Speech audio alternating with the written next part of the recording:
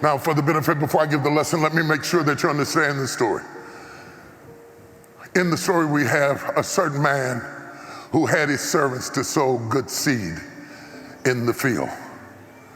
And while they slept, and I used to preach against them sleeping until I realized that everybody has to go to sleep sometime. It is impossible for you to stay up around the clock. The enemy comes in while they are asleep and plants the weeds or the tare while they're sleeping. In the story, they don't wake up the next morning and know the enemy has been there, because the enemy has planted it in such a way that when they wake up in the morning, they do not notice any change. Notice the timing. It was not the next day. But while they did not notice it, the evil or weeds were sown in the wheat. Anybody who understands, don't let me get ahead of myself.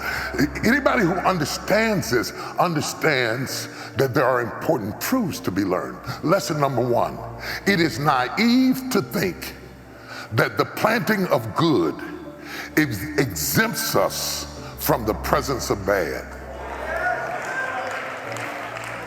It is naive to think that the planting of good exempts us from the presence of bad. This is important for us to understand.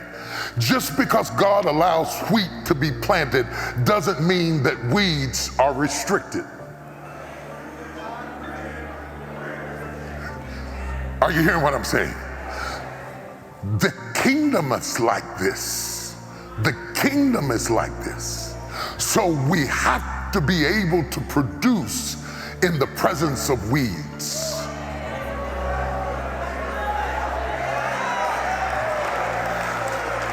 So for all of you who are waiting for all the weeds to be gone before you produce the wheat, you are not digging deep enough into this text, because this text declares there will never be a day that you can be wheatful without being weedful.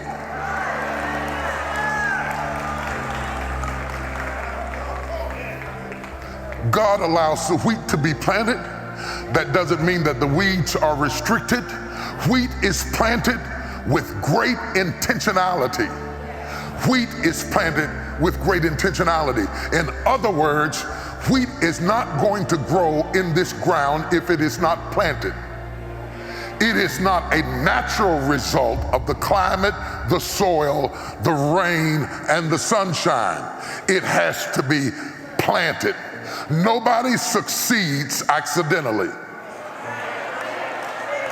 Nobody wins a marathon accidentally. Nobody wins the Olympics accidentally.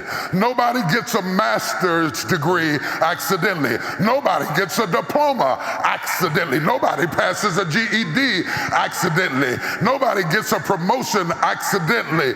Just because you pray doesn't mean you win.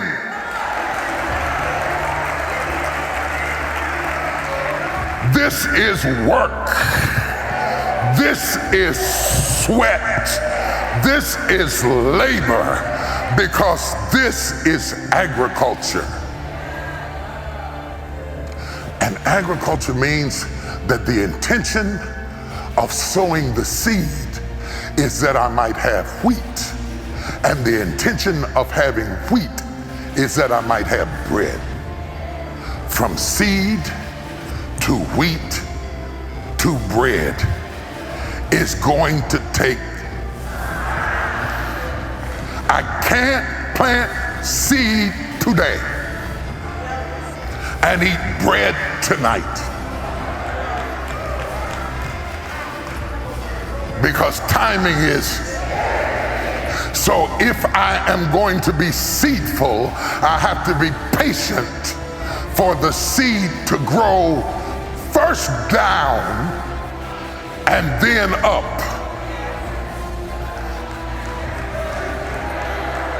You didn't get that. It's going to first grow down and then up. Some of you are standing over your life talking about, I don't see nothing. I don't see nothing. I keep sowing and I don't see nothing. The seed grows down before it grows up. You're not supposed to see it, but just because you don't see it doesn't mean that the roots are not growing in the soil. And if you wait a little while, it is going to go from seed to wheat, and from wheat to bread. And there is work in between every stage. The seed is work, the weed is work, the bread is work. You cannot eat any better than you work.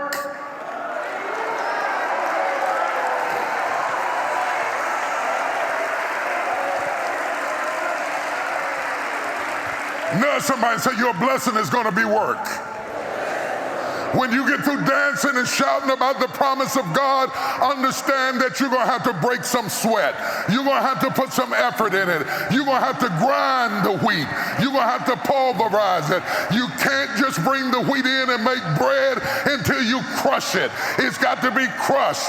It's got to be made into a usable form.